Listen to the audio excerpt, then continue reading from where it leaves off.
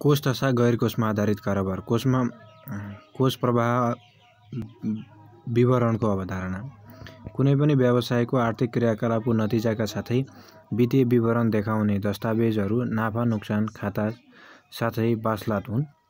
यीमध्ये नाफा नोक्सान खाताले कुनै पनि व्यवसायको एक निश्चित अवधिको कार्यसञ्चालन नतिजा प्रस्तुत गरेर नाफा तथा नोक्सानको बारेमा जानकारी गराउँदछन्। साथै बासलातले उक्त व्यावसायिक सङ्गठनको कार्यसञ्चालन गर्न आवश्यक पर्ने पुँजी तथा सङ्गठनको विभिन्न दायित्वहरूको बारेमा प्रश्न पार्ने गर्दछ।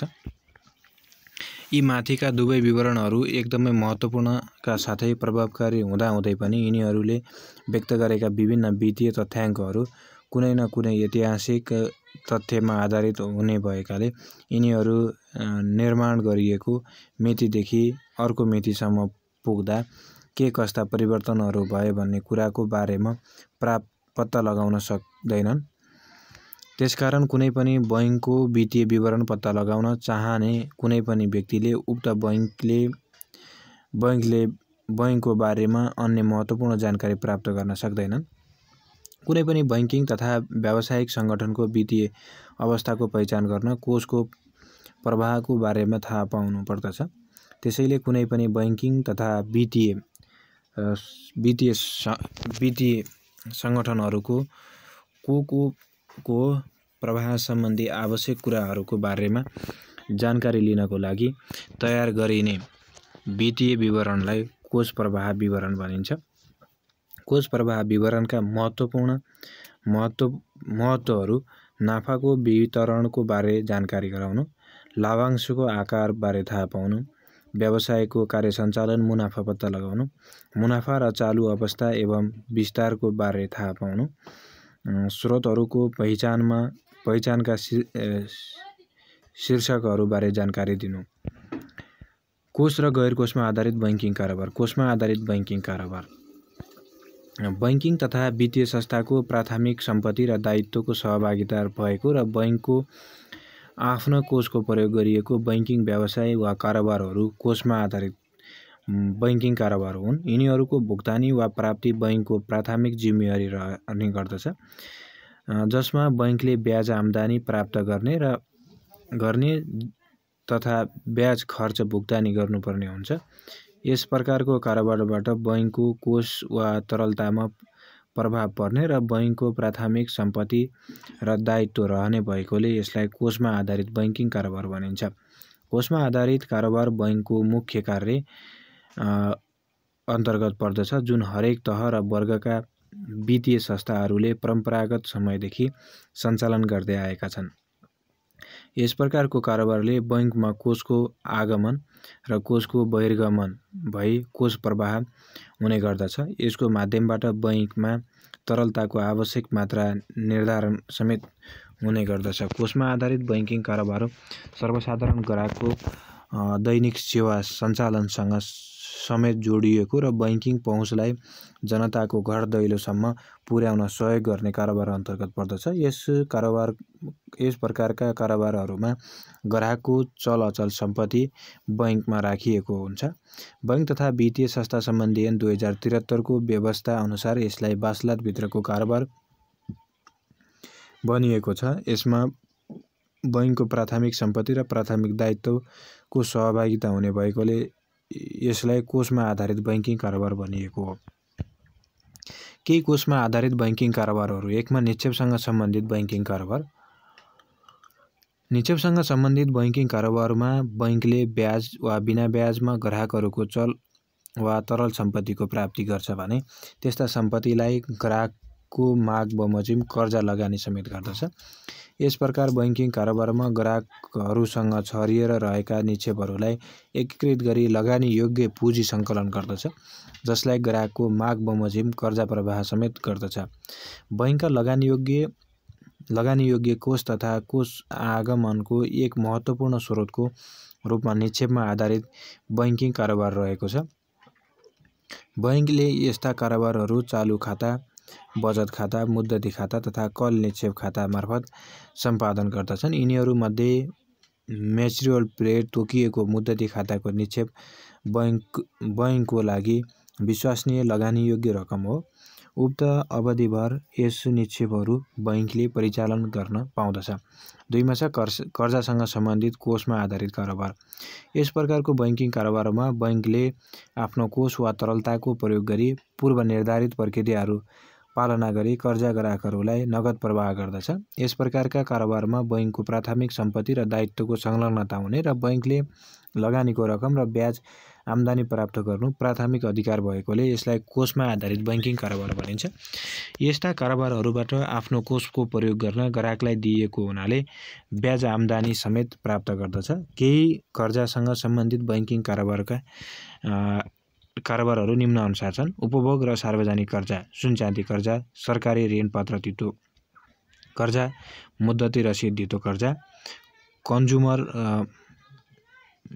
लन्ड्रिङ मार्जिन कर्जा, घर कर्जा, गाडी कर्जा, शिक्षा कर्जा, व्यक्तिगत ओभरड्राफ्ट कर्जा। त्यस्तै गरी अल्पकालीन कर्जामा ओभरड्राफ्ट कर्जा, क्रेडिट कर्जा, हाइपोथिकेसन कर्जा, सहवित्तीयकरण कर्जा। केही वाणिज्य बैंकका कर्जा कारोबारहरू गाडी, शिक्षा, पशुपन्छी, वैदेशिक कर्जा, साना तथा घरेलु उद्योग सम्बन्धी कर्जा, कृषि उत्पादन तथा सामग्री बेचबिखन कर्जा, आवास कर्जा।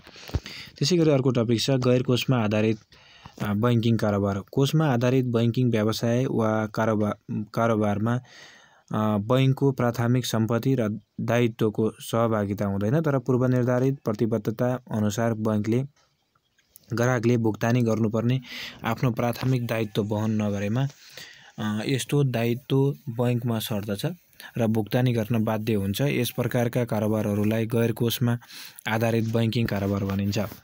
यस्ता कारोबारहरूलाई द्वितीय र सहायक दायित्व समेत भनिन्छ भने बैंक तथा वित्तीय संस्था सम्बन्धी ऐन 2073 यसलाई वासलात बाहिरको कारोबार भनिएको छ, जसको प्रविष्टि बैंकको वासलात भन्दा ठिक तल जनाइन्छ।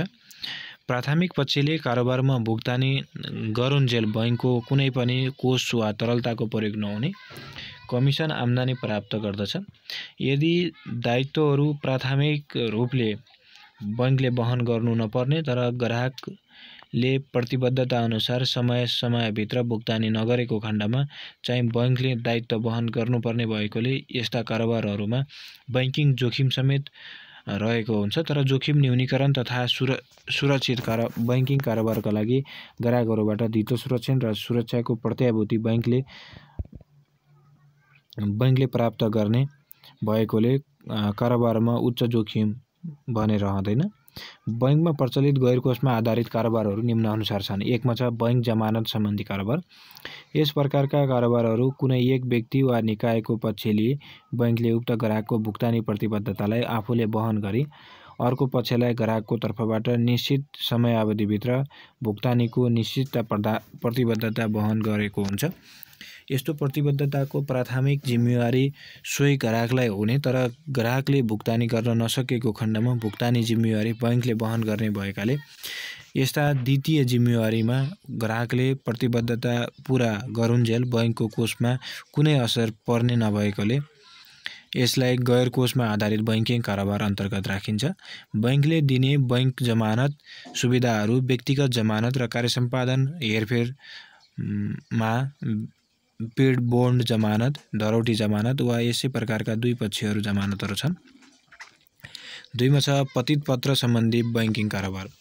अन्तर्राष्ट्रिय व्यापारमा साधारणतया दुई पक्षीय भुक्तानीलाई विश्वसनीय र व्यवस्थित बनाउन प्रयोग गरिने पतित पत्र सम्बन्धी कारोबारमा स्वदेशी ग्राहकको तर्फबाट पूर्व निर्धारित भविष्यको भुक्तानीको लागि अर्को पक्षलाई प्रतिबद्धता जाहेर गर्नु र त्यस बापत बैंकले ग्राहकको द्वितीय दायित्व वहन गरिदिनु यस प्रकारका कारोबार अन्तर्गत पर्दछन्।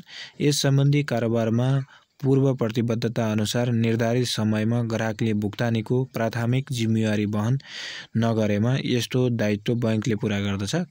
कारोबारमा प्राथमिक पक्षले प्रतिबद्धता पालना गरुन्जेल बैंकको कोषको प्रवाह नहुने भएकोले यसलाई गैर कोषमा आधारित बैंकिङ कारोबार भनिन्छ। कोष र गैर कोषमा आधारित बैंकिङ कारोबारको फरक। कोषमा आधारित बैंकिङ कारोबारमा बैंकको कोष वा तरलताको प्रयोग गरिएको हुन्छ भने गैर कोषमा आधारित बैंकिङ कारोबारमा बैंकको कुनै पनि तरलता प्रयोग हुँदैन।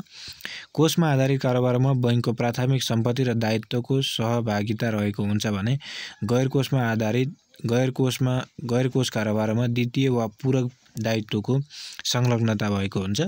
बैंक तथा वित्तीय संस्था सम्बन्धी ऐन 2073 मा कोषमा आधारित कारोबारलाई वासलातभित्र र गैर कोषमा आधारित कारोबारलाई वासलात बाहिर राख्ने व्यवस्था गरिएको छ।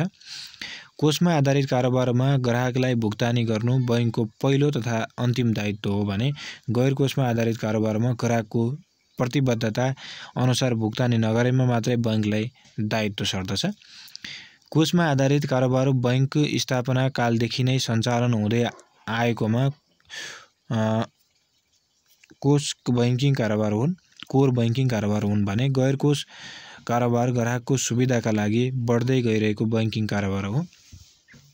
कोषमा आधारित कारोबारले बैंकको प्रत्यक्ष मुनाफा वृद्धिमा महत्त्वपूर्ण पहल गर्दछ भने गैर कोषमा आधारित कारोबारले कमिसन आम्दानीको माध्यमबाट मुनाफा वृद्धिमा सहयोग गर्दछ। केही प्रचलित कोषमा आधारित कारोबारहरू निक्षेप र कर्जासँग सम्बन्धित कारोबार हुन् भने गैर कोषमा आधारित कारोबारहरू प्रतिपत्र र बैंक जमानतसँग सम्बन्धित कारोबारहरू हुन्। बैंकका शाखाहरूको सफलता र असफलतामा मूल्यवान ग्राहकको सहभागिता बढाउने, जसले गर्दा बैंकप्रति ग्राहकहरूको अपनत्व बढेर जान्छ। बैंकले सामाजिक उत्तरदायित्वहरूमा लगानी गर्दा समाजको सकारात्मक दृष्टिकोण बढेर गई ग्राहक सम्बन्ध मजबुत भएर जान्छ। ग्राहकहरूमा वित्तीय साक्षरता र वित्तीय पहुँच बढाउन बैंकले लगानी वृद्धि गर्नुपर्छ। बैंकिङ कार्यालयको बाहिर नागरिक बडापत्रको व्यवस्था समेत ग्राहक सन्तुष्टि बढेर गई सम्बन्ध मजबुत हुन्छ। त्यस्तै नोट कोष नेपालभर सहज रूपले नोटको भुक्तानी तथा सुरक्षा वितरणका लागि नेपाल राष्ट्र बैंकको प्रत्यक्ष नियमन वा सुपरिवेक्षणमा रही सञ्चालन गरिने नोटको ढुकुटीलाई नोट कोष भनिन्छ। नेपाल राष्ट्र बैंकले सहज रूपमा अन्य बैंकहरूलाई मुद्रा व्यवस्थापन गरी नोट कोषको स्थापना गरेको हुन्छ। नेपाल राष्ट्र बैंकका 7 वटा, नेपाल राष्ट्र बैंक लिमिटेडका 24 वटा र राष्ट्रिय वाणिज्य बैंकका 45 वटा शाखामा नोट कोष सम्बन्धी सुविधा प्रदान गरिन्छ। यस्तो नोट कोषमा नेपाल राष्ट्र बैंकले बजारमा आवश्यक पर्ने भौतिक नगदलाई नोट कोषसम्म पुर्याउने र स्थानीय बैंक तथा वित्तीय संस्थाका शाखा कार्यालयहरूबाट नोट आवश्यक परेमा नोट कोषबाट लैजाने र बैंकको आफ्नो भल्टमा नगद ज्यादा भएमा नोट कोषमा जम्मा गर्ने गर्दछन्। नोट कोषका समस्याहरू: न्यून सङ्ख्यामा नोट कोषहरू रहनु, भौगोलिक विकटताले नोट कोषको ढुवानी लागत बढ्नु, नोट कोषमा नगदको भौतिक सुरक्षा संवेदनशील रहनु, नोट कोषमा नगदको भौतिक सुरक्षा संवेदनशील रहनु, नोट कोषको व्यवस्थापनलाई आधुनिकीकरण गर्न नसक्नु, नोट कोष नेपाल राष्ट्र बैंकको पर्याप्त अनुगमन हुन नसक्नु, नोट कोष व्यवस्थापनमा दक्ष कर्मचारीको अभाव रहनु, नोट कोषमा नोटको अभिमुखीकरण र परम्परागत र अवैज्ञानिक हुनु, नोट कोषले सफा नोट व्यवस्थापनमा ध्यान दिन नसक्नु।